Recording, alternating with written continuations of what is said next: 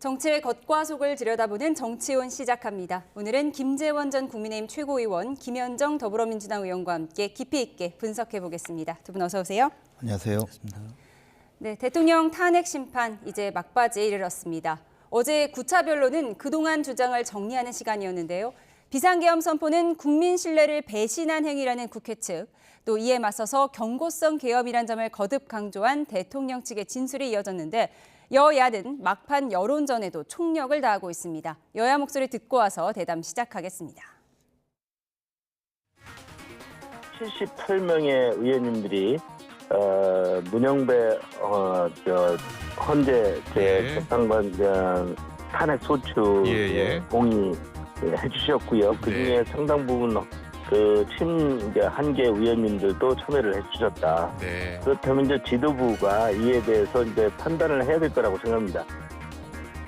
기각될 거라는 기대를 상당히 하고 있다. 일본은 확신을 하고 있다고 그러던데. 아마 망상인 것을 본인들도 알 겁니다. 저는 8대 0의 결론이 날 걸로 굳게 믿습니다.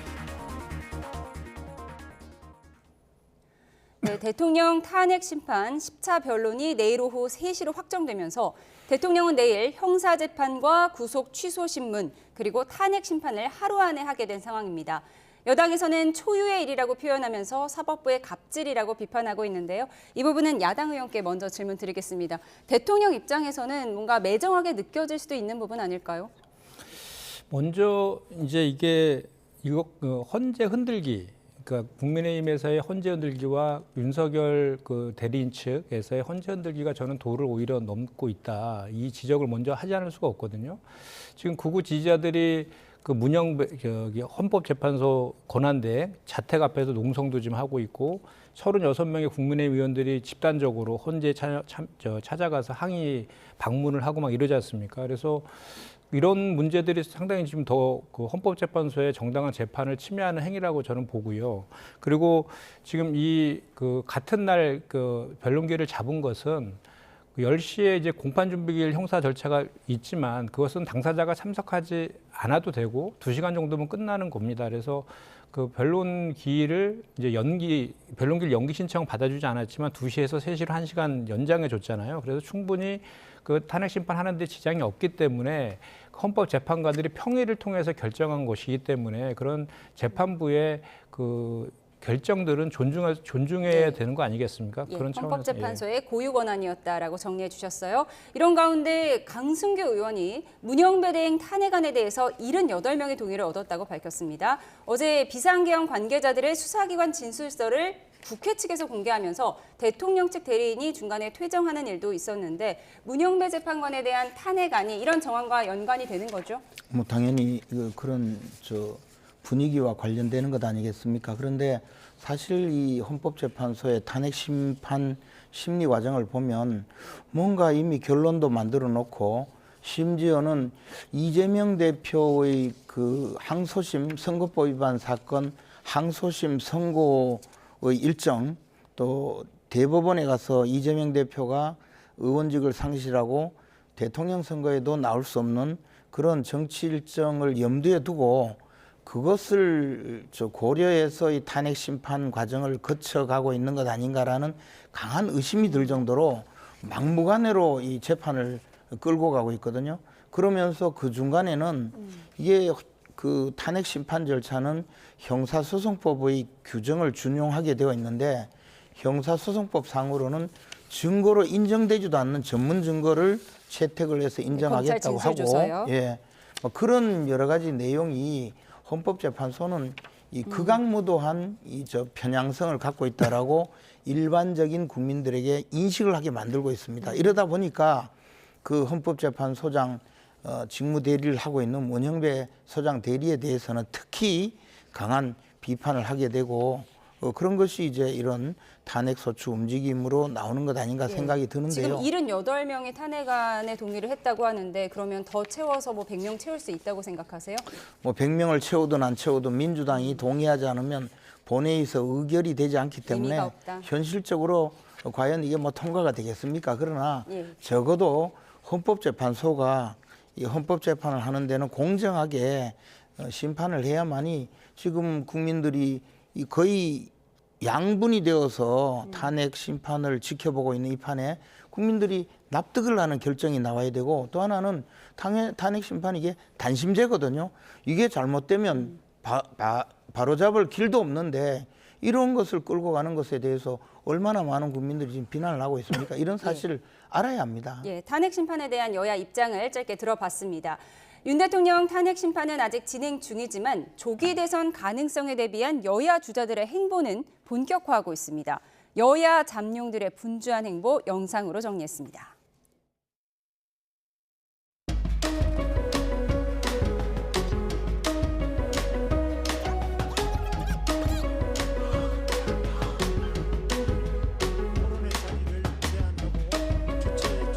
토론 주제가 중요해서 오신 거 맞으시죠? 저 1등이신 분이 오셔서 그런 것 같습니다. 예.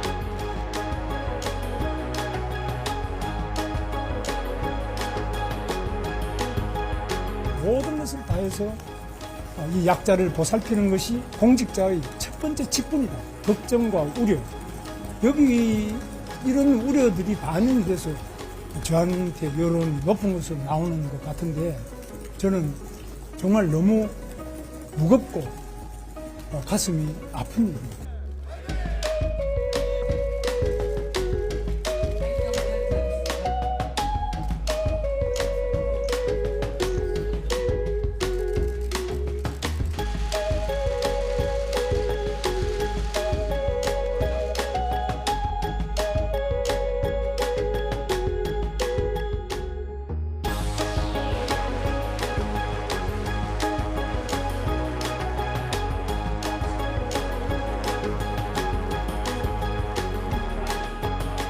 야권이 국가 대개혁의 비전으로 하나 되어야 합니다.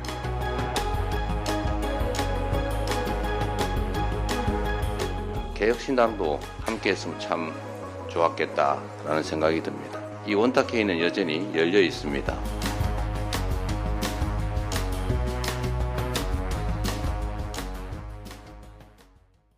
네, 여권 잠룡들이 낮에는 탄핵 반대, 밤에는 대선 준비를 한다는 말까지 나오고 있습니다. 그만큼 국민의힘 속내가 상당히 복잡하다는 뜻일 텐데, 김문수 장관이 참석하는 이 토론회에 여당 의원, 현역 의원 50여 명이 참석했어요. 어떻게 보셨습니까? 일단 김문수 장관이 참석한 내용은 나경원 의원이 주최하는 예. 그 노동법 개정 토론회거든요. 그 나경원 의원은 또 이번 토론회를 주최한 의원 모임이 국회 내에서 제일 많은 의원들이 참여하고 있는 그런 모임입니다. 그래서 사실 나경원 의원이 초청한 김문수 장관을 보고 왔다고도 볼 수 있지만, 또 나경원 의원의 영향력도 있다고 봐야 되겠죠. 그러나 어쨌든 지금 국민의힘 내에서 김문수 장관이 보여주고 있는 굉장히 지도자적인 위치를 또 국회의원들도 많이 공감을 하니까, 이런 행사가 아주 흔하지 않는 행사니까 서로 또 함께 가서 대화도 해보고 김문수 장관의 생각이 무엇인지 또 알아보고 싶은 그런 마음이 있었지 않나 생각이 드는데요. 김문수 장관 개인적으로는 오늘 그 행사에서 참석했다가 기자들에게 여론조사 결과가 이렇게 높게 나오는 이유가 뭐냐 하면서 물었을 때 뭐 여러 가지 사회가 극단적으로 치우치니까 자신에 대한 기대가 있는 것 같다. 그러나 가슴 아프다. 예. 그런 표현까지 썼는데, 이것이 이제 자기가 지금 대선 주자로 나선 것도 아니고 특별히 무슨 적극적인 활동을 한 것도 아닌데 나에 대해서 기대가 있는 것 자체가 사회적으로 굉장히 지금 어려운 입장이구나 해서 가슴 아프다. 그런 표현을 했거든요. 저는 또 소탈하고 소박하고 순수한 면이 많은 그 국회의원들에게 네. 좀 더 다가가는 그런 모습을 보이게 하지 않았나 생각합니다. 말씀하신 부분이요. 나경원 의원은 1등이 오시니까 의원들이 많이 모였다 이렇게 농담을 하기도 했는데, 말씀하신 것처럼 김문수 장관은 여론조사에서 자신이 높게 나오는 것에 대해서 가슴 아픈 일이다 이렇게 얘기를 했어요. 어떤 속내라고 보십니까? 일단 여론조사 1위 나오는 이유에 대해서 보면은 지금 극우 지지자들이 그 윤석열 대통령이 사실 많이 교도소 안에서도 탄핵 심판하면서도 체포되는 과정에서도 계속 선전선동을 하고 있잖아요. 그렇기 때문에 그 김문수 장관의 전의 행보들을 보면은 그런 극우 아스팔트 집회에 가서 많이 가서 이렇게 연설도 하고 그래서 그거 윤석열 대통령과 오버랩이 돼서 윤석열 대통령의 탄핵 기각을 바라는 극우 지지자들이 지지를 받아서 지금 여론조사 1위를 달리고 있는 게 사실 아니겠습니까? 분석이 그런데. 근데 그럼에도 불구하고 지금 현재 그 국민의힘 같은 경우에는 윤석열 대통령이 파면되기 전까지는 대선 얘기를 꺼낼 수가 없는 분위기 아닙니까? 그런데 이제 그런 상황에서 1위 후보인데 실제로 파면이 된다고 하면 저는 완전히 그 상황은 바뀔 가능성이 높아 보입니다. 왜냐하면 지금으로서는 그 국민의힘에서는 보수층의 결집을 위해서 또는 그리고 극우 유튜버를 통한 극우 지지자들의 결집이 좀 필요한 시점이라 해서 그렇게 하고 있지만 실제로 파면이 되고 대선 국면에 들어가게 되면 이제 중도층, 합리적 보수층까지 아울러야 되기 때문에 그때는 또 김문수 장관에 대한 지지율이 좀 떨어질 거라고 저는 예상이 되거든요. 근데 어쨌든 간에 김문수 장관 입장에서 보면은 현재 1위 후보로서의 그 정무 전략적인 그 겸손함 같은 걸 보이고 있는 그런 과정 아닌가 싶습니다. 예, 극우라는 표현은 이제 개인 생각으로 듣도록 하겠습니다. 극우라는 표현을 함부로 쓰시는데 아직도 정신 못 차리고 입만 열면 극우 표현하고 있는데요. 사실 탄핵을 반대하는 사람을 다 극우로 몰면 대한민국 국민의 반을 극우라고 이야기하는데 극우가 뭡니까 도대체? 그러면 이재명 지지자는 극좌입니까? 극좌 모험주의자들입니까? 그래서 아무리 그래도 적어도 대한민국 국민에 대해서 그렇게 함부로 이름을 붙이고 딱지 붙이고 낙인 찍고 하는 그런 자세들 때문에 이재명 대표나 민주당에 대해서 또 많은 국민들이 등을 돌리고 있다는 사실도 좀 이해를 하시면 좋겠어요. 극우 극좌라는 표현은 각 의원들의 개인 생각으로 듣도록 하겠습니다. 이처럼 여권 잠룡들의 움직임이 분주한데요. 명태균 씨 수사가 변수가 될 거란 분석도 나오고 있습니다. 명 씨의 일명 황금폰에 홍준표 시장의 아들과 과거에 주고받았던 메시지 내용이 담겨 있다고 하는데 홍 시장 측은 나는 사기꾼 명태균에게 여론 조작을 당한 피해자라는 글을 오늘 오전 SNS에 올렸어요. 어떻게 보셨습니까? 근데 이제 그 홍준표 시장의 저런 반응 또는 오세훈 시장의 반응 이런 것을 보면 다 이제 명태균 씨의 주장과는 대치가 되거든요.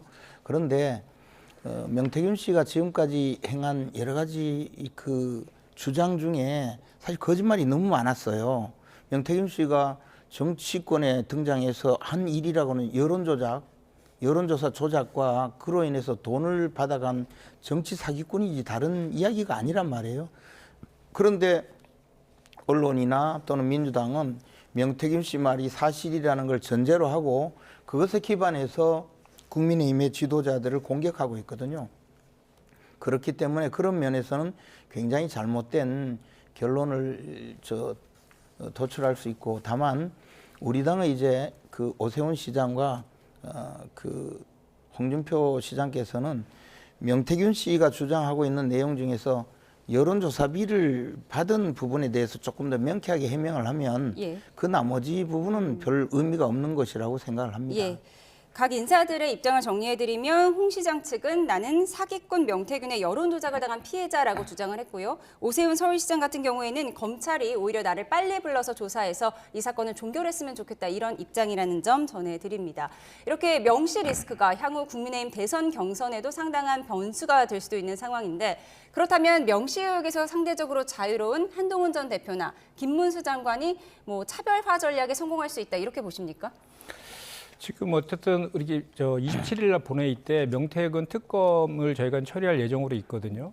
근데 명태균 의혹과 관련해 갖고는 사실 23년 12월 달에 고발이 될 건인데 처음부터 이렇게 좀 수사 지연 이런 의혹이 대단히 있었거든요. 처음에 검사 한 명도 없는 수사과에 배당을 했었거든요. 그러다가 이제 올해 작년 9월부터 이제 언론에서 많이 조명을 하니까 이제 받기 시작했었는데 이 명태균 씨 의혹과 관련된 것들은 정말 윤석열, 김건희 여사와 또 연관이 되어 있고 여론 조작뿐만 아니라 공천 개입 또는 그 사적인 그런 권력 남용 같은 것까지 다 연계돼 있고 지금 유력한 국민의힘의 후보들까지 다 연계되어 있는 그런 상황이라서 대단히 휘발성이 크거든요. 그래서 말씀하신 것처럼 그 명태균 그 소위 의혹 안에서 이제 포함되지 않는 그런 후보들 같은 경우에는 이 명태균 특검법이 통과된다라고 하면 그거에 대한 그 피해들은 분명히 대선 국면에서 있을 수밖에 없는 것이고 계속해서 언론에 해제될 것이거든요. 지금도 명태균 씨가 구속되어 있지만 그 변호인들을 통해서 계속해서 한 가지 두 가지씩 언론에다가 이렇게 폭로를 하고 있는 그런 상황 아니겠습니까? 그런 국면에서 그런 그 반사이익들은 분명히 좀 있지 않을까라는 예상입니다. 예, 명태균 씨 수사는 지금 서울중앙지검에서 계속 진행되고 있고 특검법은 어떻게 처리될지 지켜보도록 하겠습니다.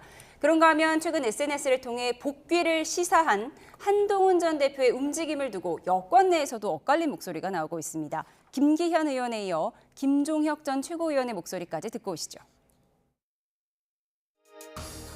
복귀 대권 후보로 거론하는 한동훈 전 대표가 최근 예약 판매를 한다고 하는데 장수는 물러날 때와 나아갈 때를 잘 판단해야 합니다. 진격해야 할 때와 후퇴할 때를 제대로 판단하지 못하는 장수는 자신뿐만 아니라 많은 분들에게 해악을 끼칠 것이라는 점을 유념하시기 바랍니다. 한동훈 대표의 지지도가 뭐 예를 들면 대선 지지도가 지금 뭐 이제 많이 떨어졌어 이렇게 얘기하지만 많은 사람들 그리고 언론에서는 야 이대로는 안 돼. 국민의힘 이대로는 안 되고 한동훈의 다음 스텝이 뭐야? 한동훈은 어떻게 할 거야? 라는 것들에 대한 그 아주 많은 관심들이 쌓여 있는 거거든요. 탄핵이 만약에 인용되면 저는 분위기가 확 달라질 거라고 생각을 해요. 네, 한동훈 전 대표가 쓴 책이 오늘 오전 10시부터 예약 판매에 들어갔습니다. 책 제목이 국민이 먼저입니다라고 하는데 어떤 의미를 담고 있을까요? 뭐 검사 시절의 얘기는 담겨 있지 않다고 하더라고요. 뭐 일단 한동훈 대표가 늘 민심이 먼저고 국민이 먼저다 했는데 국민이 먼저입니다. 이게 꼭 저 과거 노무현 전 대통령께서 사람이 먼저다 뭐 이런 말씀을 하시고 국민들에게 상당히 울림을 줬는데 뭐 그런 그 느낌을 주는 그 내용이죠. 근데 어쨌든 한동훈 대표가 정치권에서 그 당대표로 있다가 물러가면서 우리 당에 많은 충격을 줬어요. 그때 탄핵을 찬성하고 또 의원총회에서 의원들 앞에서 내가 계엄했느냐, 내가 투표했느냐 하고 반박을 한 것이 국회의원들에게 상당히 충격을 줬고 또 그날 윤석열 대통령을 윤리위원회 회부에서 제명하겠다고 발표한 것 이것도 사실 윤리위가 윤석열 대통령을 제명할 수 없는 구조였는데 뭐 그런 발표를 서둘러 한다든지 이렇게 해서 그것이 아직 좀 남아 있으니까 이제 당내에 그런 데 대한 비판 여론이 조금 있는 것 아닌가 생각을 하는데 어쨌든 한동훈 대표가 대선에 출마하겠다고 하면 네. 좀 더 신중하게 과거에 자신의 행위가 뭐 다 잘했는 건 아니지만 그래도 잘잘못을 조금 인정하고 등장하는 것이 좋지 않을까 생각이 들고요. 많은 국민들은 근데 많은 국민들은 한 가지 문제가 아직 윤석열 대통령이 치열하게 다투고 있고 또 탄핵을 반대하는 지지자들 많은 국민들이 지금 탄핵 반대를 위해서 이 추운 겨울에도 거리에 나가서 투쟁을 하고 있는데 탄핵이 되면 지지율이 올라갈 거다. 탄핵이 돼야 된다. 탄핵되면 나는 대통령 나가겠다. 이렇게 나와서 하는 것이 좋게 보이겠는가.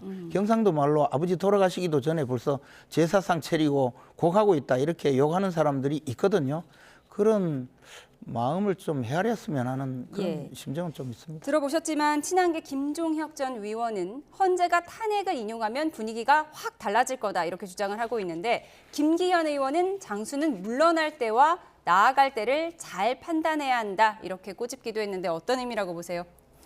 그러니까 이제 그 친윤 의원들 입장에서 보면 지금 그 한동훈 전 대표의 행보가 곱게 보일 리가 없죠. 그러니까 사실 계엄해제 반대도 친한계 의원들 18명이 들어와서 가능했던 것이고 또 탄핵도 1차 때는 부결됐지만 일주일 뒤에 했을 때 204표로 가결이 됐잖아요. 그때도 친한계 의원들이 이제 그 찬성을 했기 때문에 탄핵이 심판이 지금 진행 중인 거라서 지금 아까도 제가 잠깐 말씀드렸지만 현재 지금 그 광장에서 집회를 하고 있는 탄핵 기각을 바라는 많은 그 보수층의 지지자들의 입장에서 보면 지금 대선은 금기어인데 사실 지금 저 책을 발간하고 이런 것들은 대선 준비의 일환으로 딱 보이지 않습니까? 그런 것들이 곱게 보일 리는 없는 것이죠. 그런데 한동훈 전 대표의 입장에서는 자기가 지금 해왔던 그 행보들, 그러니까 윤석열의 그 비상계엄은 잘못됐다라고 분명히 본인이 규명했고 규정을 했고 이원이라고 규정했기 때문에 그 행보에 맞춰서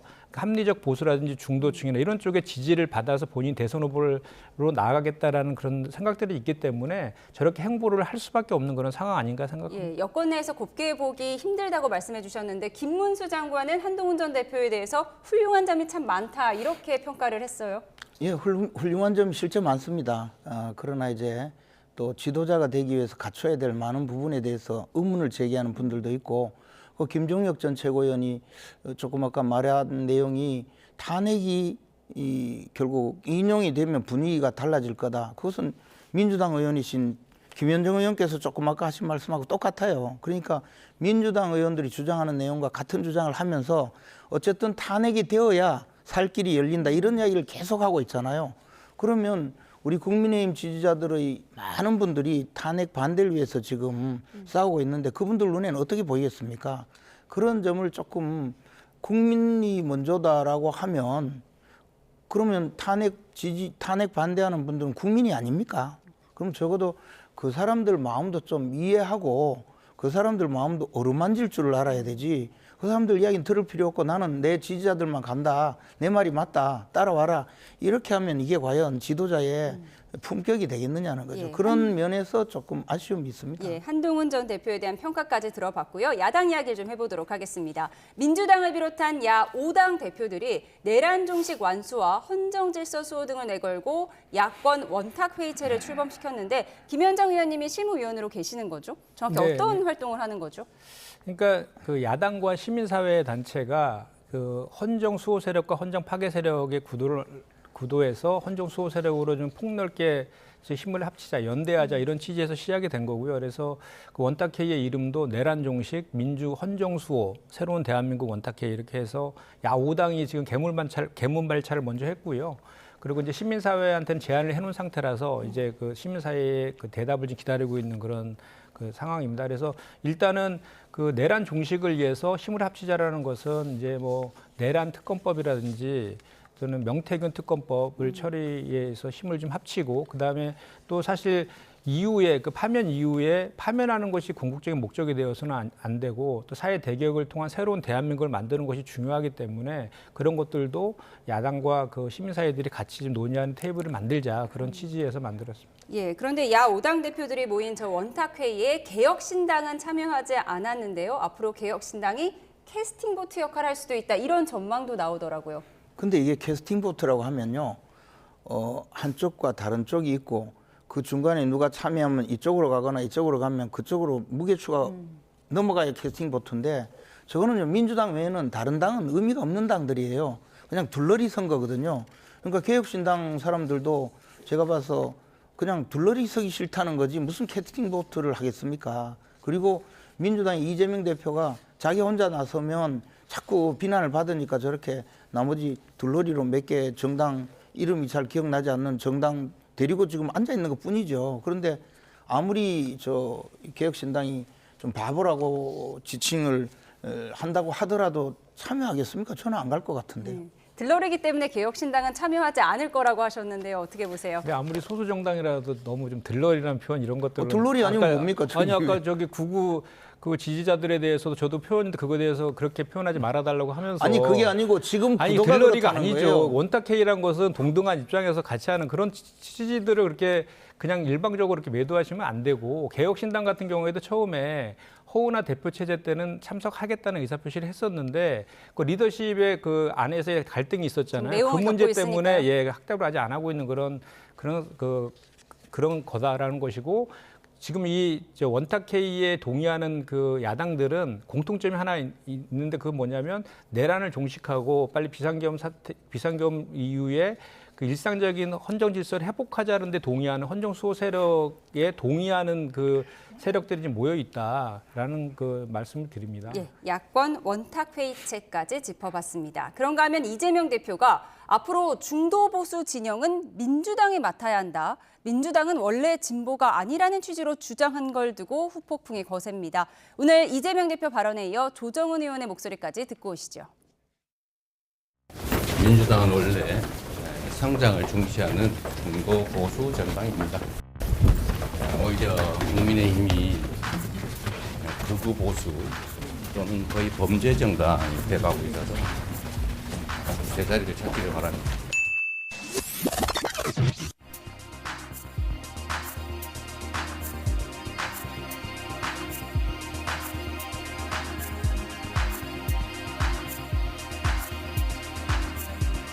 왜 중국을 집적거려요?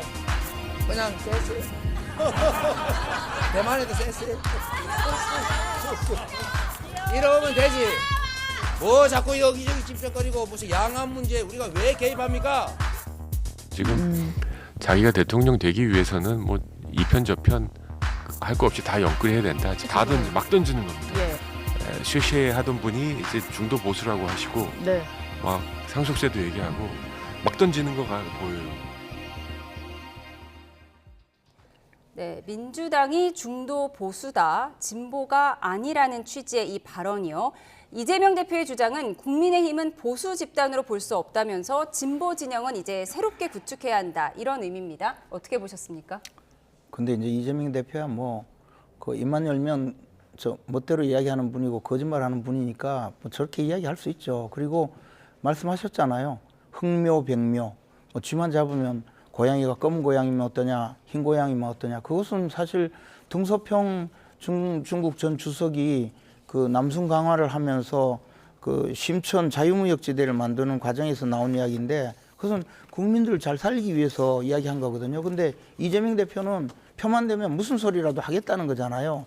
그러니까 뭐 중도 보수 이야기했다가 또 좀 지나면 또 딴 이야기 할 거기 때문에 큰 의미는 없는데 무슨 국민의힘을 극우 보수 정당이라는 이 범죄 정당이라는 이 이야기를 하는데 아니 당 대표가 5개 재판을 받고 있고 중형을 선고받을 가능성이 있고 교도소 가지 않으려고 지금 재판을 미루기 위해서 온갖 일을 다 벌이는 정당에서 그 다른 저 정당을 보고 범죄 정당이라고까지 이야기하니 뭐 어안이 벙벙하죠.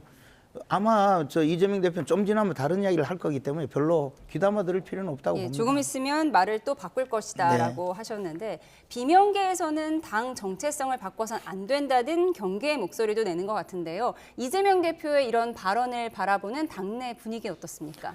일단은 당내에서는 다양한 이제 목소리들이 있을 수 있죠. 그리고 이제 우려의 목소리도 있을 수도 있고. 근데 이제 이재명 대표가 말한 그 발언의 맥락을 좀 보면은 사실 진보냐 보수냐 중도냐는 상대적인 개념이잖아요. 그래서 그 사실 저희 더불어민주당은 그 김대중 대통령 때부터 서민과 중산층을 포방하는 중도 노선을 표방한 건 사실이거든요. 그런데 이제 중도 보수라고 얘기한 것은 상대적으로 국민의힘이 보수라고 하는데 그 중에서도 아까 극우 보수라는 표현을 하지 말라고 하셨으니까 극단적인 그 보수층에 비해서는 또 우리가 그 보수의 영역을 같이 우리가 스펙트럼이 다양하게 진보부터 보수까지 아우르는 그런 정당으로서 그 사회의 개혁이라든지 이런 진보적인 의제들도 우리가 같이 추진을 하면서 또 중도 보수까지도 아울리는 다양한 스펙트럼을 가진 정당이다라는 의미의 그 대중정당을 의미했다라고 저는 해석을 하고요. 그다음에 당내에서는 이제 그거에 대해서 또 이제 뭐 다양한 그 민주적인 그 정당에서는 다양한 의사들이 나올 수 있는 거니까 그거에 대해서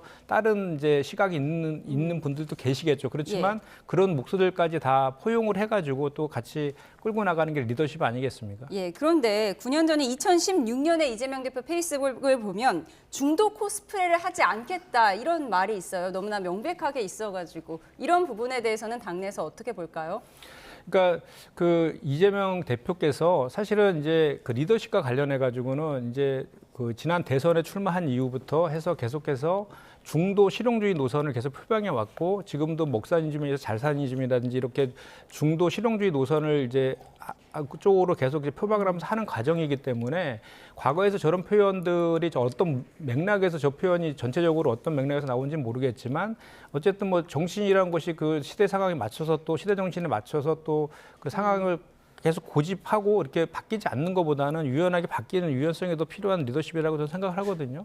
그런 차원에서 보면 어쨌든 지금 현재 대한민국 사회에서 가장 큰 문제는 국민의 먹고 사는 문제가 해결돼야 되는데 지금 내란 사태라든지 뭐 비상계엄으로 인해서 지금 대한민국의 그 경제나 민생이나 외교가 상당히 지금 참담한 수준으로 악화되어 있잖아요. 뭐 KDI에서도 3개월보다 그 경제 성장률을 0.4% 낮춘 1.6%로 지금 하향 조정해서 발표하고 있고 지금 일본 같은 같은 경우는 트럼프 대통령과 정상회담까지 했음에도 불구하고 우리 권한대행은 아직 전화 통화 일정조차도 잡지 못하고 있는 이런 상황 아니겠습니까? 그런 상황 속에서 이제는 이 대한민국의 일상을 빨리 회복하는 회복과 성장이라는 데 방점을 두고 중도 실용주의로 이렇게 표방하는 것은 어떤 보면 지금의 상황에 맞춰서 예. 그렇게 하는 것이 필요한 리더십이 아닌가 저는 실용주의 노선의 일환이다라고 평가를 해주셨는데 김부겸 전 총리가 SNS에 왜 이 엄중한 시기에 진보 보수 논쟁을 끌어들이느냐 이해할 수가 없다 이렇게 얘기를 했고 또 여당 내에서 안철수 의원은 양두구육이다. 선거 끝나면 또 바뀔 거다 이렇게 평가를 했어요. 아니 선거 끝나면 바뀌는 게 아니고요. 아니 방금 우리 김현정 의원님도 유연성 말씀하셨는데 유연하시기 때문에 내일 또 딴 말하고 입만 열면 다른 말하고 말 바꾸고 왔다 갔다 하는 분이 그게 유연한 건가요? 그냥 표만 되면 뭐든지 하겠다는 것뿐이고 자기 생각이 아니에요.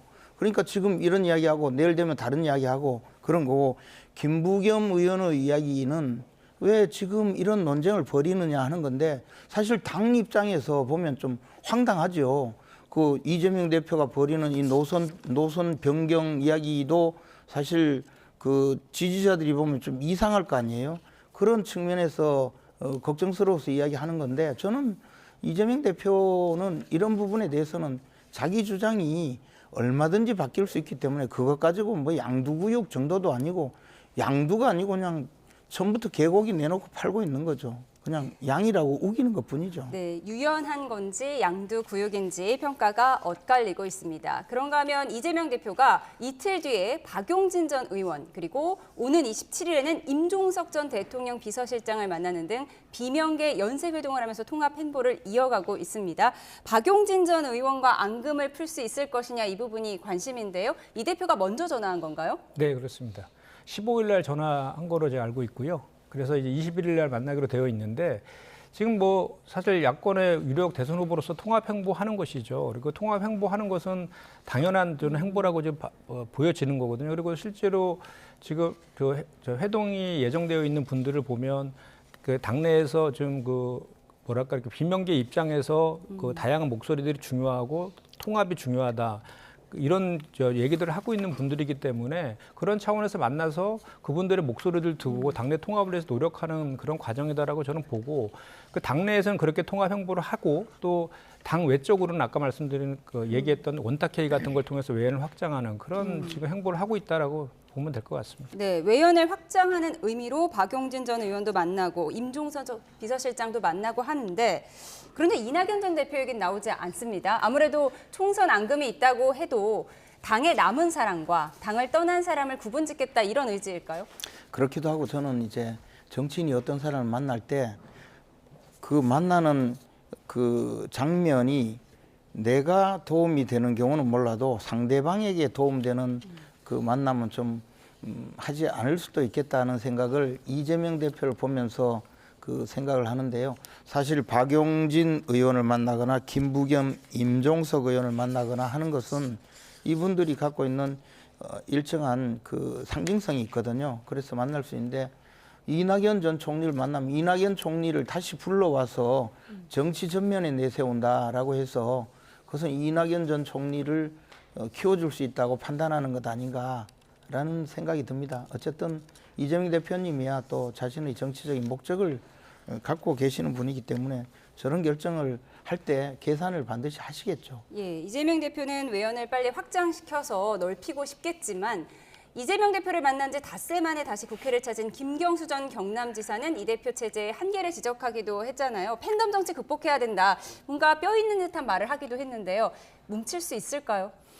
당연히 뭉쳐야죠. 그리고 지금 뭐 김경수 전 지사라든지 김부겸 전 총리라든지 박용진 전 의원이라든지 등등 다 더불어민주당의 소중한 자산들은 맞잖아요. 맞기 때문에 그분들과의 소통을 강화하는 건 맞는 얘기고 그분들이 주장하는 내용들이 다양성을 좀 더 포용해달라는 이야기들을 하고 있는 거지 않습니까? 그런 차원에서 이재명 대표가 지금 최근의 행보들을 보면 그런 중도 실용주의 노선도 그런 것이고 또 다양한 당내 인사들을 만나서 그런 통합 행보도 하고 있는 것이거든요. 그래서 그런 차원에서 보면 본인들이 주장하고 있는 그런 행보들을 지금 사실 하고 있는 것이거든요. 그렇기 때문에 이번에 헌정 수호 세력이 헌정 파괴 세력과의 이제 파면 이후에 그 대선 국면이 벌어졌을 때 재집권을 내란 세력의 재집권을 막기 위해서 더 크고 넓게 연대해야 된다는 그런 차원에서 보면 그런 차원에서의 서로 공감은 다 되어 있는 분들이기 때문에 그 안에 소통을 좀 더 강화할 필요는 있겠다 이런 말씀을 드리는 겁니다. 마지막으로 한 가지만 더 여쭤볼게요. 김경수 전 지사 이야기가 나와서요. 문재인 정부 시절에 유승민 심상정 전 의원에 대한 입각 제한이 없었다면서 사과를 했는데 이 내용이 무슨 내용이죠? 그러니까 그때 다양하게 이제 뭐 다른 정당이나 진보 쪽에 있는 인사들도 입각을 하려는 그런 계획들이 있었던 것 같고 본인은 처음에는 그게 이제 실제로 검토는 되었었는데 유승민 전 의원한테는 실제로는 이렇게 제안을 하지 않았는데 자기가 그걸 착각을 하고 제안을 한 것으로 이렇게 얘기를 한 거에 대해서 다시 사실관계를 바로잡은 것 같습니다. 아니 근데 그게 적어도 그런 일이라면요, 굉장히 심각하게 내부적으로 검토가 되고 그것을 유승민 의원에게 제안하고 심상정 의원에게 제안했다는 사실을 모를 리가 없어요. 근데 거짓말하다가 들킨 거죠. 이런 이야기를 함부로 하면 되겠습니까? 예, 이 내용은 이제 김경수 전 경남지사가 문재인 전 대통령 재임 당시에 유승민 전 국민의힘 의원, 심상정 전 정의당 의원 등에게 내각 참여를 제안했다고 발언한 것과 관련해서 사과했다는 내용, 이 부분을 분석해 드렸습니다. 네, 정치원 여기에서 줄이겠습니다. 지금까지 김재원 전 국민의힘 최고위원, 김현정 더불어민주당 의원과 함께했습니다. 두 분 고맙습니다.